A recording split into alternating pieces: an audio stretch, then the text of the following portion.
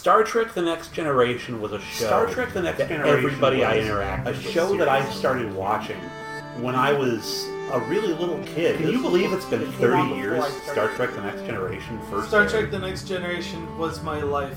I really grew up with this show. My relationship to how I should conduct myself. It was the escape from reality.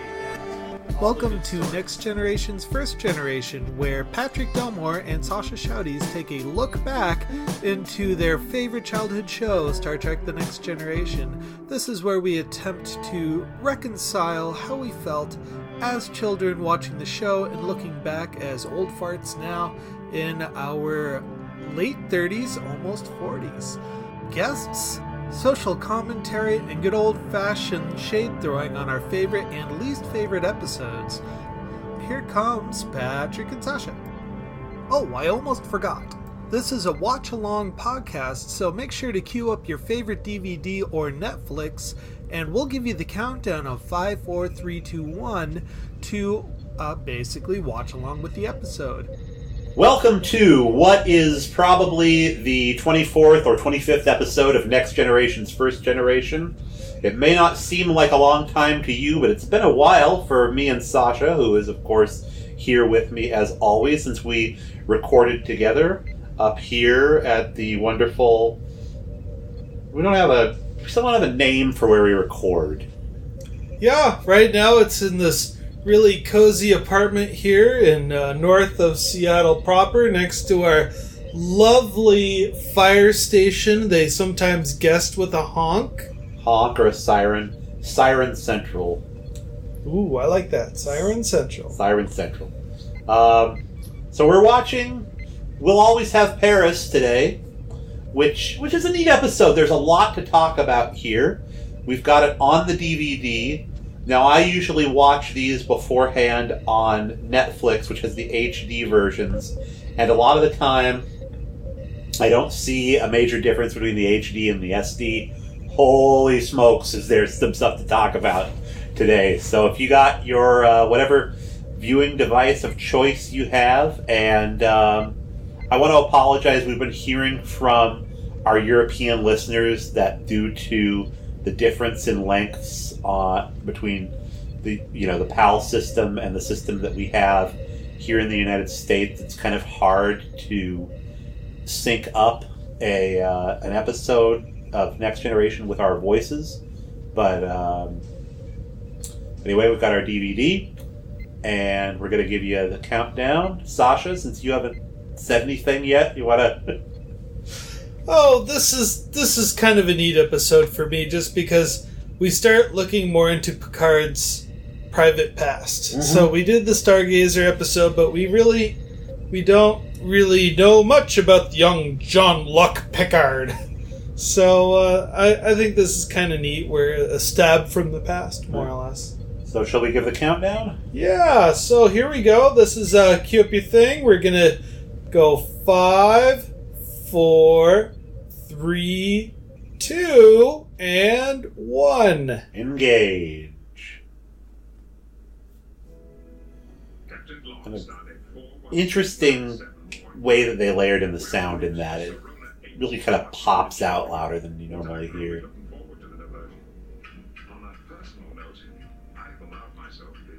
So Picard is fencing, and this is the first time that we see that he is a fencer. Now, Patrick, you made an observation earlier in the day that he would not normally do this. Not with a lieutenant like this, because the lieutenant's already apologizing for getting a hit on Picard, and Picard is, of course, letting him off the hook. But you can see just about on this guy's face how uncomfortable he is.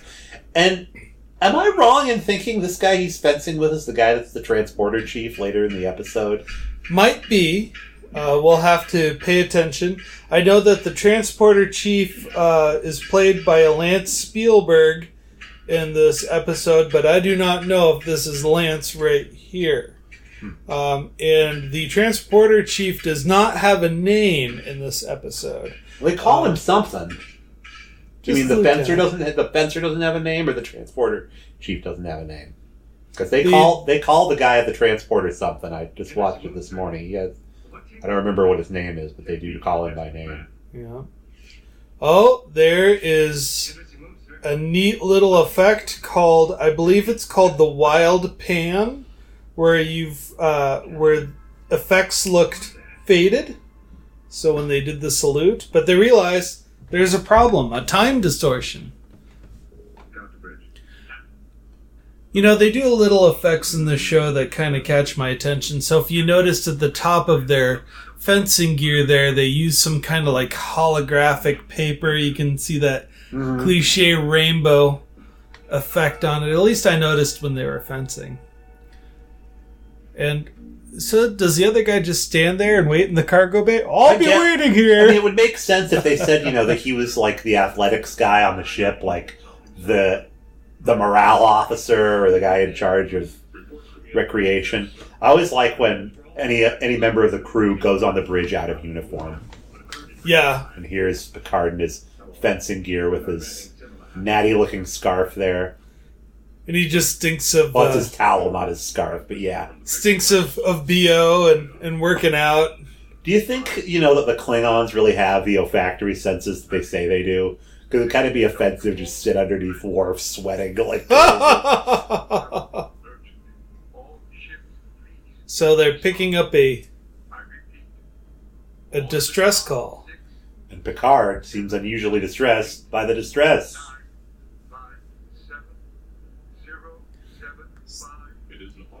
So the distress call wants them to go to a very specific set of coordinates. But Picard is unusually focused on this, whereas in other episodes he seems kind of distracted from the opener. It's like, oh, that's why he recognizes the name Paul Mannheim. And if you are a player of the Sins of a Solar Empire mod called Armada 3, Call to Arms, there is a technology you can research called the Mannheim effect. And if you research this, your capital ship has the ability to freeze time, and you can basically blow up your opponent's ship. Oh, that's spooky. And they can't do anything. They just sit there and watch the torpedoes being force-fed into your tailpipe, and then there you go. So this is, again, Season 24, directed by Robert Becker, written by... Episode, right? Yep. This episode, written by Robert Deckard, written by Deborah Dean Davis and Hannah Louise Schur. Featured music by my favorite Ron Jones. Boy, they do some fun stuff with music in this. Mm-hmm. Cinematography by Edward R. Brown. This original air date on May 2nd. So if you are an avid listener of the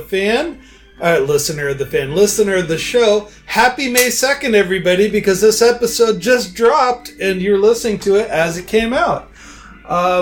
Interesting thing about this, I don't know if you knew this, Patrick, but this episode, the writing for this, happened just as the writer's strike began in 1988. Huh.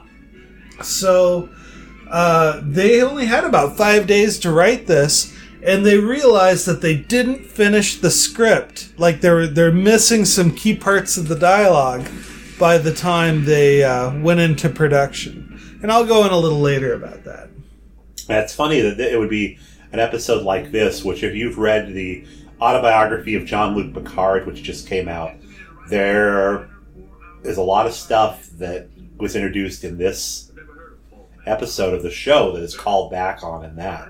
Oh, yeah. All about what happened in Paris. Well, Paris was, if I remember correctly, so he'd just gotten out of the academy. He was waiting for his first assignment, and he had to make a decision on whether to go or to stay. Well, he went there to meet in the book, he went there to meet his mom. Ah, his mom went to see him off.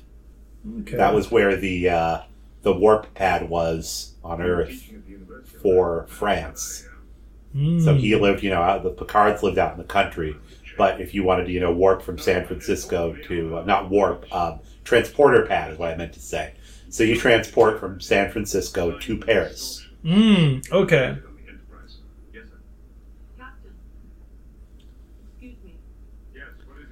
Oh. So inappropriate. That's not necessary. Go on. When Professor Mannheim's name was mentioned, The protocol Nazi Diana. You know, here she is trying to assert her role of keeping the captain in check. And basically she said, you know, when we said Mannheim, all of a sudden I noticed you had some very strong feelings about this, and I'm worried about you. What do you suggest? confronting deep personal issues. There's a point of diminishing returns when you have an empath just calling you on everything you're incensed on. Yeah. Analyze your feelings. But She's going to really do it with Crusher later on in this, which is, again, totally inappropriate. well, it's almost like they bring her in to referee feelings that people know that they either want to acknowledge and can't, or can't acknowledge and won't. So he did make it back to the arena to clean up. Yeah, so this is Okay. the gym, not the holodeck where they were Yeah. fencing. Which we have seen in some other episodes. So why would he touch the blade after he has wiped off all the oils on it? Okay. I don't know. It's his fencing ritual. Billy, He's not going to So- the bridge, he's going to yeah. go to the holodeck instead. Is that where he's going, the holiday? Yep. He's gonna go down memory lane, huh? I like how they're doing the lateral movement on the Yeah. lights there. That's cool. I think that is his Captain Picard. Audit reading is clear. Location Paris. You know, Picard's always had a really romantic relationship with the holodeck. He has. It's interesting because he's going to ask for, you know, the exact look that something had on an exact day, which is something that, you know, eventually we'll be able to use, you know, Google Earth to do. Love how they timed a bird release there just as the door Yeah, they're going opened. to do it again when he leaves. It's a little bit silly. So this is a matte painting of Paris in the background that they reuse in Star Trek VI, and there's a guy playing his bongs in the background. I really do not like this Mater D here at all, and I don't think Picard would like him either. I feel like he deleted him from the program. Yeah. He's kind of there to push some exposition out, but it's exposition that Stewart could have done with just looks and gestures, and it would have felt a little bit better. The Maitre D to me, he makes me think of Tattoo from Fantasy Island. Oh, But just jeez. like a tall version of that. Some wine. I'm not very hungry. I love the I really can't. diamond-shaped shelf in the background. We've seen that in a few episodes now. Perhaps not. And I only remember that so vividly because I went to visit my cousin's house in Chicago once, and I was like, oh my god, you have the Star Trek shelf! That's so cool! I didn't know you were a fan of the show! And they're like, what are you talking about, Sasha? I don't understand. She did not go. Now, you were saying that you thought, what's his name, Walter Koenig would have been good as this waiter. Yeah, I think so. I mean, even with the fake Russian accent would be great. It kind of looks like him. I mean, he's got the It does a same little build, the same hair. His collar is very peculiar. I don't feel like, you know, What I the? know. Gee, she's naked. I know. I just happened to find some 1 square yard of fabric. Let's put Yeah. let's put an outfit It's together. kind of ridiculous. I don't think you notice that like in 200 years, a maitre d's outfit has not changed all that much. So why would he wear like something that, especially when in Paris, why would he wear something that stupid? Yeah. I think like he would look just the same as a regular maitre d'. But this poor woman, I mean, bless her, she looks totally comfortable in that outfit. I don't have a problem with the outfit. I don't think people any- can wear what they want. It's just it's so damn ugly. Yeah. It looks like they took the the frill hanging off of your grandma's sofa and turned it into a dress. I mean, the point that she's at, it's like, why wear clothes at all? Perhaps he's as young as you are. He doesn't know yet exactly what it is. Well, here Picard's doing some introspection with Which the works holodeck. a lot better with her than it did with that Major D a couple minutes ago. Yep.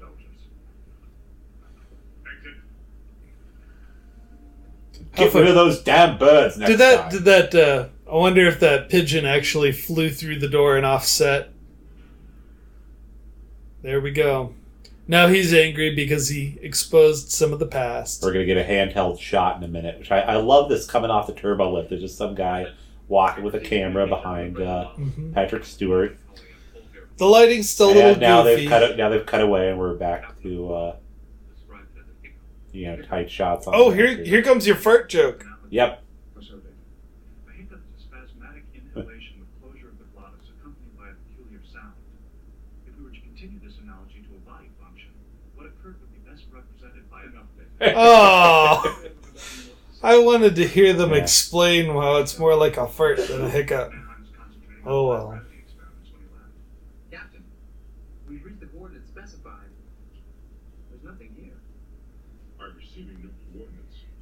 You know what would have been funny is just when Geordi said there was nothing there. Picard was like, "Are you sure? Check your visor." Oh, zing! 49.9. Very remote area, sir. It's in the middle of the Vandor system, a binary star system. There's too much red on the bridge right now. Yeah, Look at there that. is. Said go to any coordinates. It's a Vandal. And wait a minute, why is Worf in red? He's not in command. Was he in red for the first season? He was in red for the first I'm season. so used to him wearing tan. Yeah. He went back to red in Deep Space Nine, and they made a big to do about it. You look good in red, and he just replies, "It feels good." Yeah, no, he was. But LaForge is in red too, Yeah. and I imagine that if what's her name? Yar. No, Troy were wearing her uniform, she would be in red as well. So this is Yar's gone. This is the first episode after Yar. I mean, they kind of. This is Captain. This is the Captain. If you want an easy fix, they were all on their way to have shore leave, which could have been, which he said was well needed after what happened. So there's your little bit of continuity. Although you notice that Denise Crosby's name was still in the opening credits and will be for the next 2 episodes. Yeah, I will give her credit for the season. Oh, and notably here, Picard just said he didn't give his name. He just said this is the captain of the Enterprise. There is a force field between That's also a breach of protocol there. but it is preventing us from helping you. Now, you must So the woman that we're about to meet, who he's talking to, his love interest, is, believe it or not, Michelle Phillips from The Mama and the Papas. Yeah. Dr. Crusher, prepare for a medical emergency. Took the beam directly up the Man, And right now she's 73. so back then she was 43. June 4th, 1944 was her birthday. But I want to say, what's his name? Patrick Stewart was 44 at this time, if I'm not mistaken. That sounds about right. I want to know how I want to know how she got into this episode. Well, she was an actress at this time. She was in lots of other stuff. Yeah, her first role came in Dennis Hopper's film The Last Movie in 1971. But man, I'm not afraid to admit when I was a kid, my folks had some Mamas and Papas records, and I did enjoy looking at her on the cover. Yeah. She were a cutie. So this gentleman here that's on the table, his name I believe is Rod Loomis, and he was known for playing Sigmund Freud in Bill and Ted's Excellent Adventure. Now that hadn't come out yet, though. That's correct. Because that is a movie that we may want to cover during our shore leave. Yeah. Now he also did Broadway. I should send him my regards. Yuck, yuck, yuck. Ha ha ha.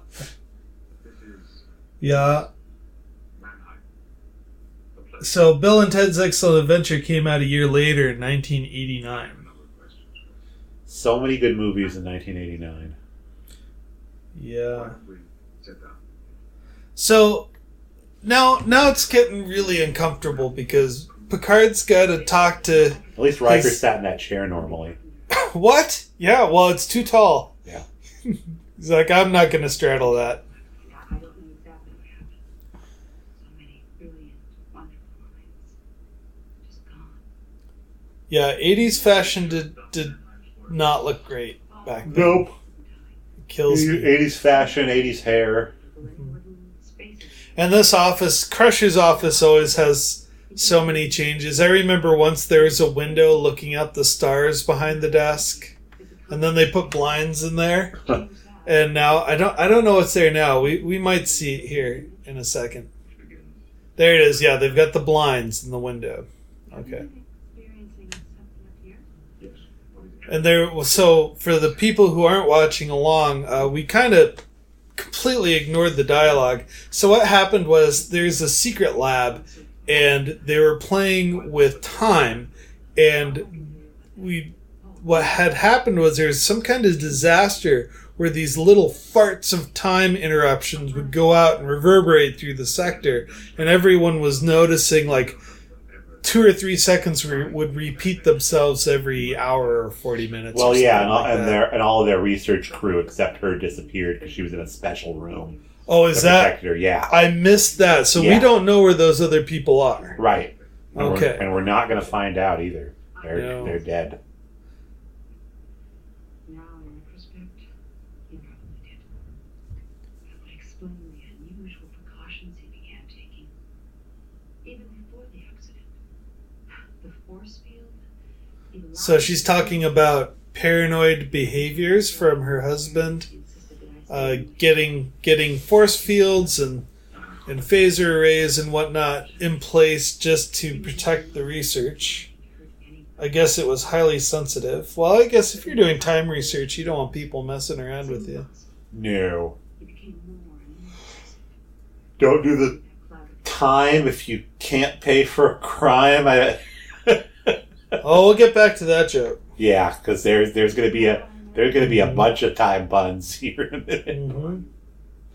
So I was thinking about this as I was watching this episode this morning. Yep. Is there's a lot of tongue-in-cheek joking in this episode, everything you know. and so when I was a kid, it was like I took this so seriously. Really? I was like, "There's no room for humor in this." It's like these actors. Well, when you're a little kid, you don't think of it as actors. You think of it as like literally a view on another world. Mm-hmm. I mean, I knew that LeVar Burton was playing a role, but I really believed, I was seeing what was going on the Enterprise, that these weren't people playing parts, and so I was like, this is deadly serious. They're in space, and wow. Yeah. Yeah, Michelle Phillips just gave Picard a little peck on the cheek. Uh-huh. Yeah. I wish my old friends would kiss me like that. Crusher's There's pissed. yeah. She's jealous. There's some pettiness from Crusher later on. And I'm gonna extrapolate something about something that Crusher's gonna do later on in this episode. Okay.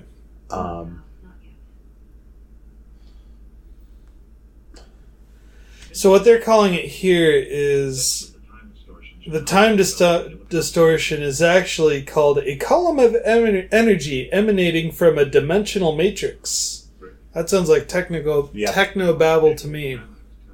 This is one of those forgettable episodes where I don't remember watching it as a kid, but I remember rediscovering it as a child. I'm like, I wonder why I didn't notice this before. And it has a lot of fun stuff in it, like what we're looking at now with the doubling of everybody and the repeating. I love stuff I love time travel stuff like this, or time anomaly stuff like this. And it's because of Star Trek The Next Generation that I love it so much. Yeah. The paradox is, so did the people in the turbo lift just die and go away when their timeline concluded? But we are us, sir. But they are also us.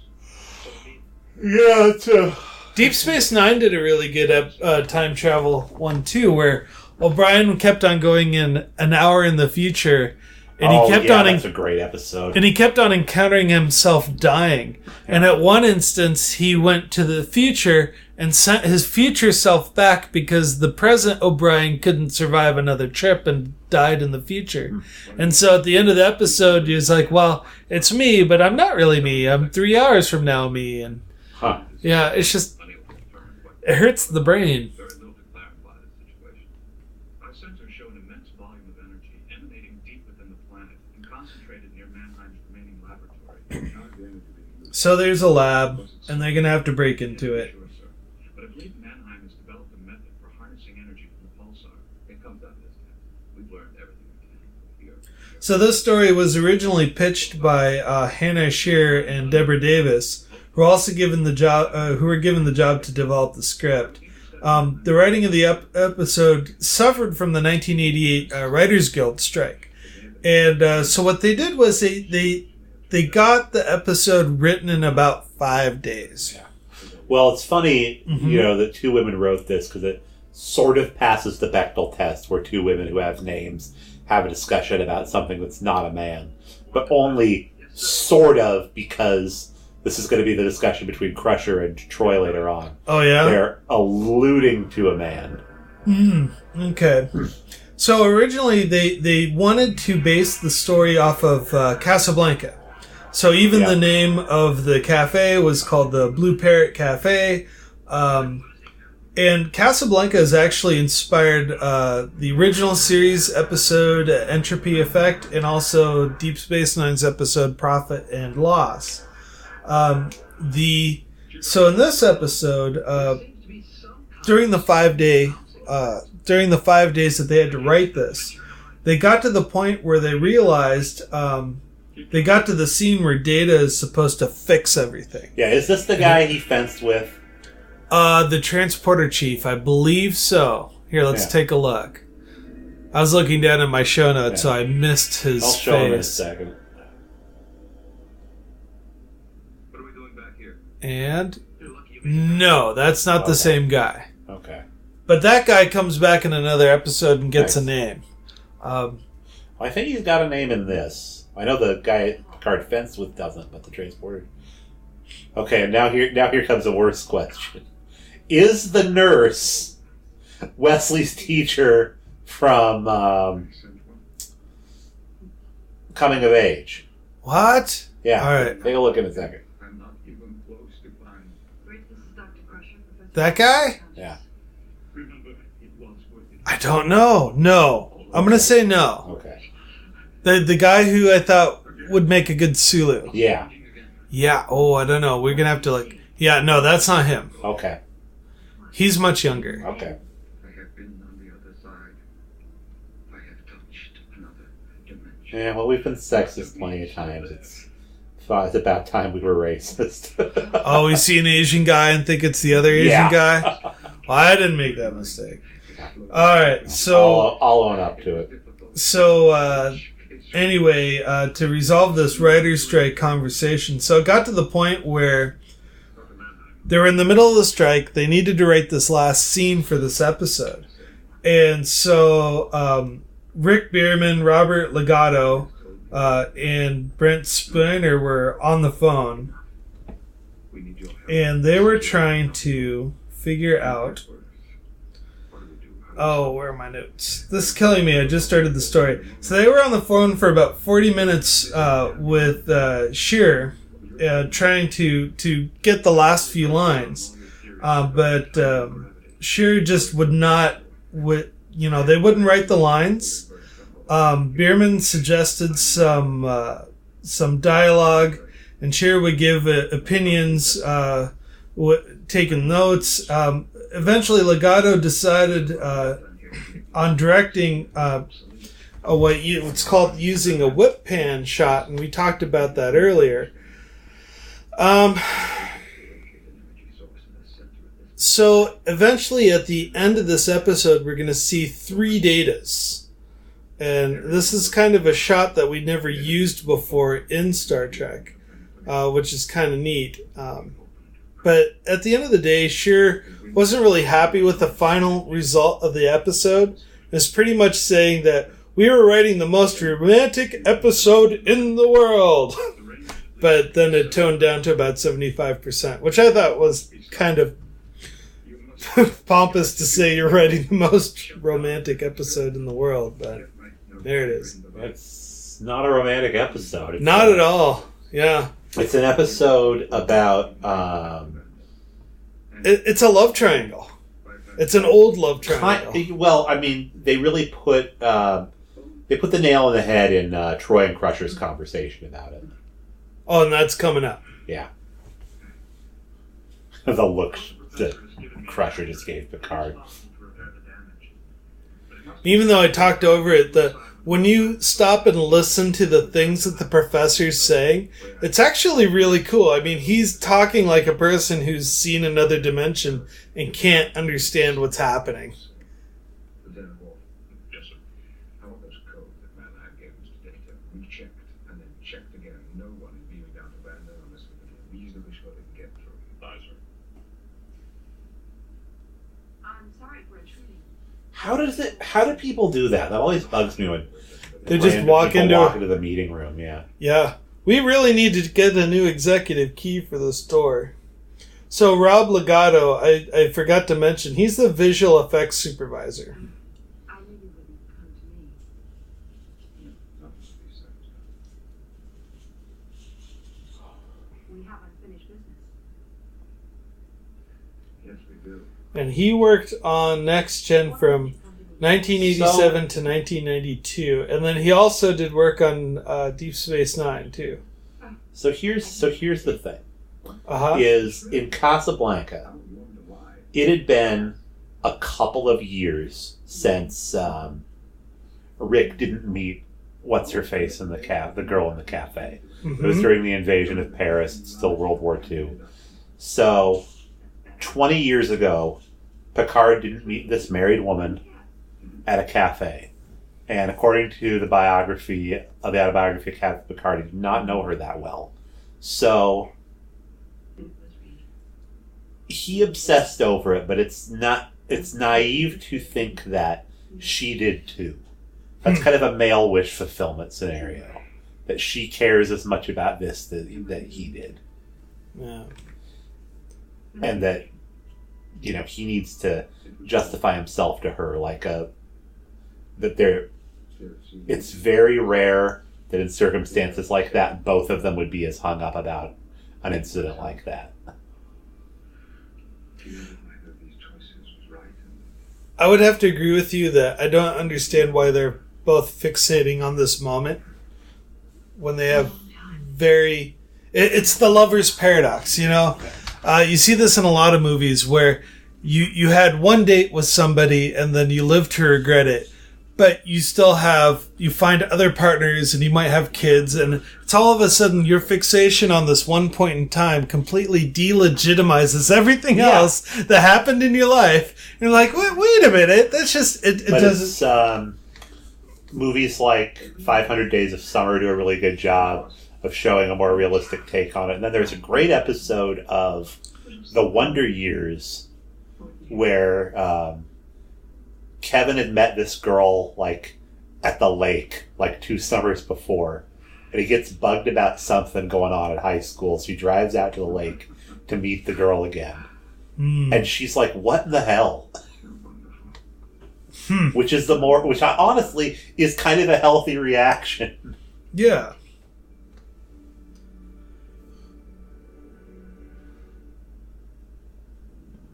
So this is your example of how much better the HD cleared that up as the Enterprise next to the asteroid the research station is on. Now this is messed up. So here's what's up. Is Crusher's she's like, there's some intrigue going on here, and I'm not a part of it, and I'm gonna try to get this guy to sleep with me to get into this intrigue. And Troy shows up because I'm imagining she was walking past this room and like this, like it just hit her like a friggin' punch to the face. What Crusher was thinking about doing. Wait, you think Crusher was thinking about hooking up with this guy in the bed? Yes. Look at how you weren't looking at how she was touching him. She was caressing the side of his face. Huh. Yeah. Huh. And I really don't care for them doing that with her character, but that's what was up, and that's why. Huh. That's why Deanna came in, and she's trying to engage her in conversation about what her actual feelings are, and Crusher does it great. Crusher just said she can't compete with the ghost of this woman, and Deanna's like, no, she's really here, and Crusher, being a much more emotionally intelligent person, is like, she is, but we're dealing with them remembering something that happened when they were... Yeah, they're actively living in the past. Yeah. Whereas Crusher's right here, right now, and she wants to interfere with that. Yeah. I don't know if I fully subscribe to the idea that Crusher wants to use this Dr. Mannheim to get to Picard. I'm not in love with it, but that's how they were I think that's how they directed Gates to play it. I mean, she's got this very, hungry cat look and is caressing the side of his face, and then boom, Deanna pops in. She shows up to put her feelings in check. Well, That's twice now in this episode where Deanna just jumps in and runs interference and say, I'm sorry. Well, what you're feeling is inappropriate. But it was good that she did it the second time, though. Okay. Yeah.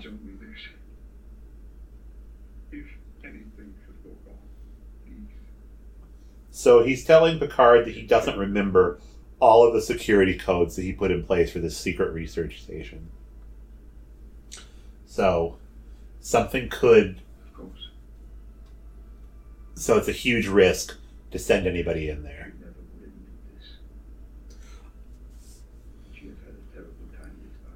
So this is something that Star Trek does a lot.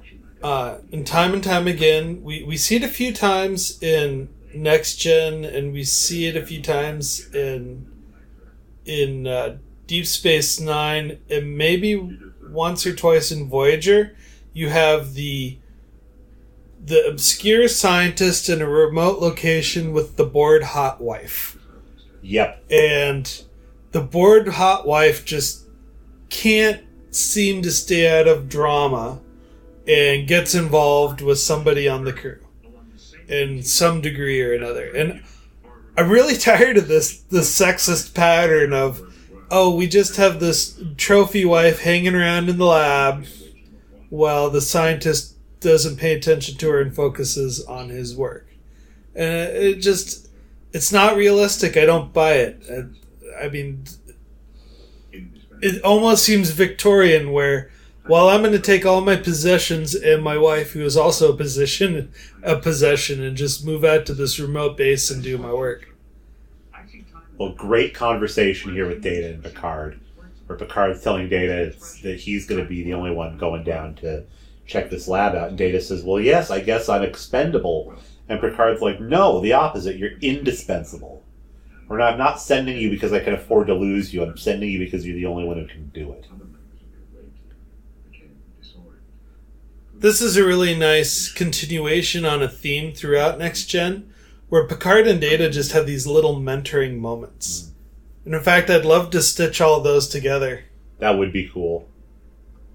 Look at him run up there. He's ready to go. Yeah. Now, I don't know why the helmsman would be there. That doesn't make any sense. I think he might have been in an engineer training program, or slowly working his way into... He's getting ready for season 2. Yeah. Spoilers, Geordi becomes a chief engineer, if you've never seen the show. I don't think anybody ever calls him chief. I love this lab. This is where blah blah blah. This is where the episode actually gets good for me. I hated the entire episode right up until this point. Mostly because of the shooting weapons and jumping and running. Yeah. And Data with his 100% accuracy can take out the defenses. With some continuity would have been to say that that the weapons that are used to guard this lab came from the same planet that the episode Arsenal of Freedom took place in. Yeah. And they could have also tied that to in Homefront.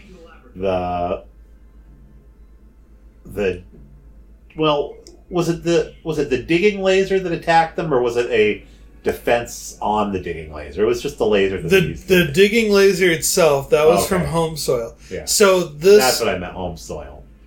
I love these I love the prison lights here. We see that, I think, in Star Trek V as well, where Spock and Kirk are stuck in the brig with these weird lights. Everything about this looks cool. When I was a kid, watching this, seeing the rotating not fractal, but these rotating prism thingies looked really cool. I was geeking out about everything, but looking at it now, that control bank in the back is super campy. Just, we need something with flashing lights in the background. Quick, put it up.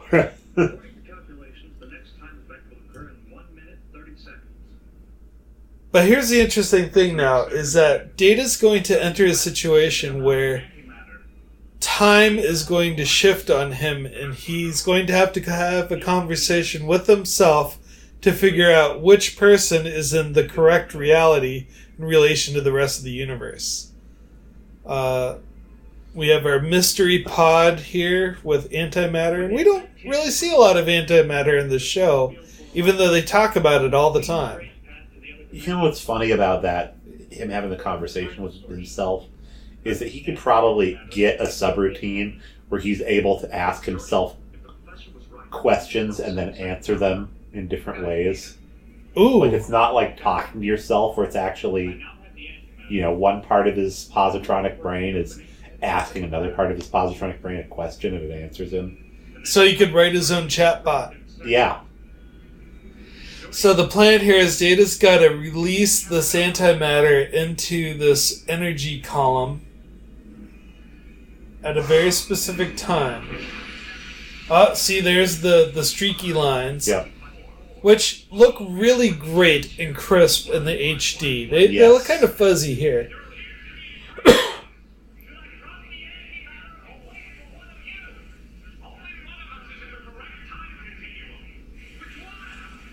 A lot of emoting here coming from an emotionless creature.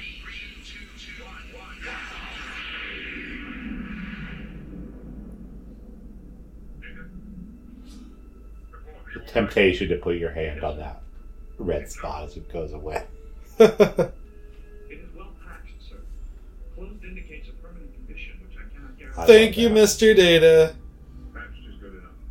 Well done. I love seeing the starscape there. Yeah, the ceiling in the Enterprise, or on the bridge of the Enterprise. Yeah, right there. The HD would make look great. I guess I don't have to have sex with you. I guess they don't have to have sex with each other now that he's back to normal. Well, thanks to you, Doctor.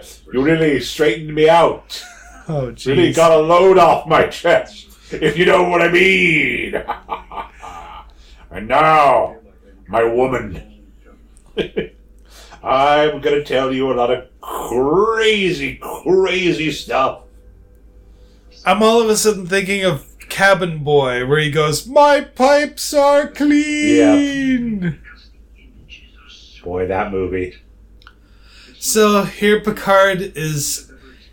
You can see the look on his face that he's quickly being pulled out of the past and abruptly into the present. That these two have a healthy relationship and they love each other. And this I think would have been a more intriguing story if they opened with that passion rather than closed with it. She's devoted to him. I don't know that they have a healthy relationship. I mean, it's, like you said, it's the bored wife thing. And now Picard's going to play the selfish millionaire role here at the end of this. Like, honestly, that's like...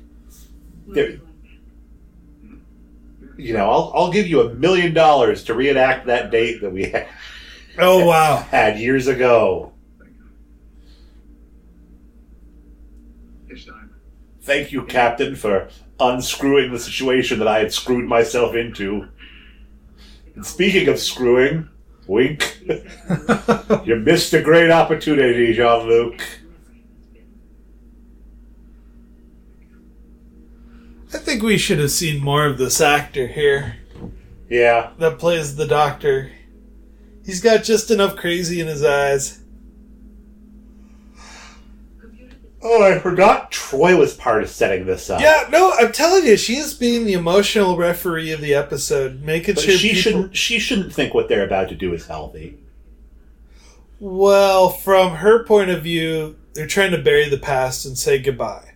Because they're trying to put a closure to... So the whole idea was they were supposed to meet up right there. Mm-hmm. But he changed his mind.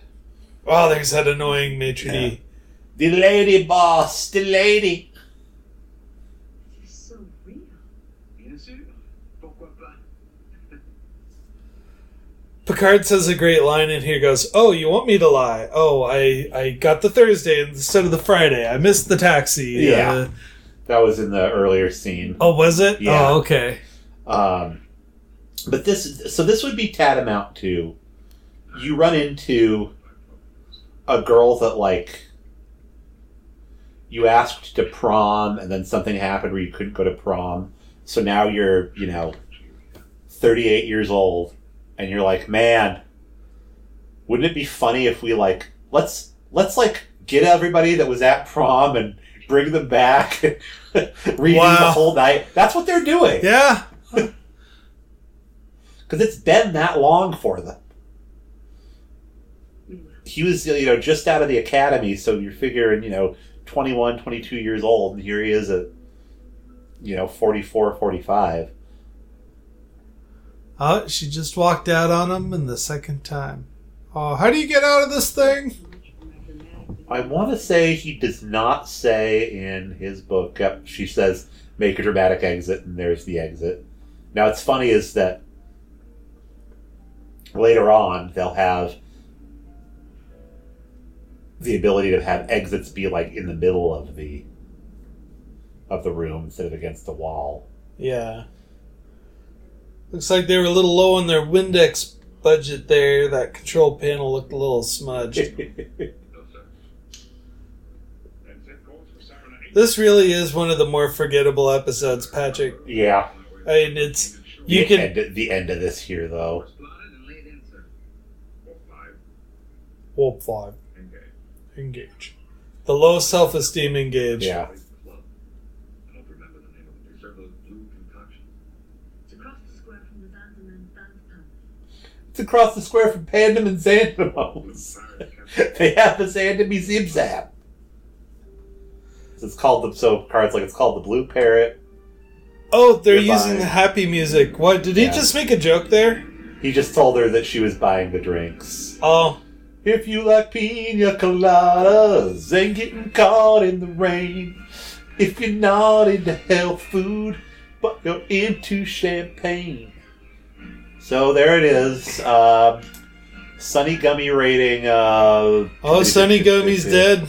Oh, that's right. She is. We need an interim. Lace-covered nipple rating. Oh my god! Lace-covered nipple rating of 2. No.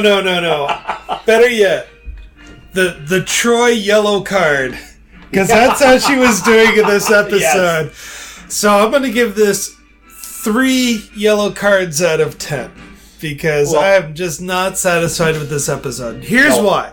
Let me say this: is that if you took notes on the script and pulled out all the facts, it's a very interesting episode. You get to learn a lot about Picard's past, but the delivery was crap. It's such a boring story, and they spent way too long basically dry humping a memory from the past that was never going to come true.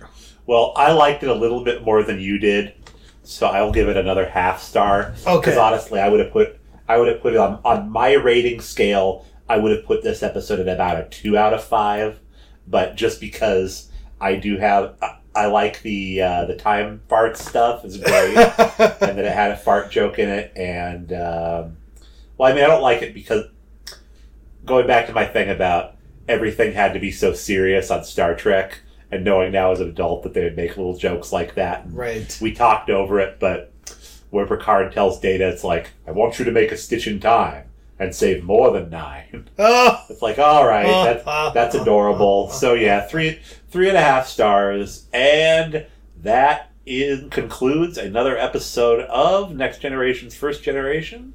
I've been Patrick Delmore. And this is Sasha Shouties. And have a wonderful day! Why am I interviewing you guys? So you're the guest. So Sasha, what is Star Trek Hi, Next I'm the Generation? guest. So Sasha, what is Star Trek Next Generation?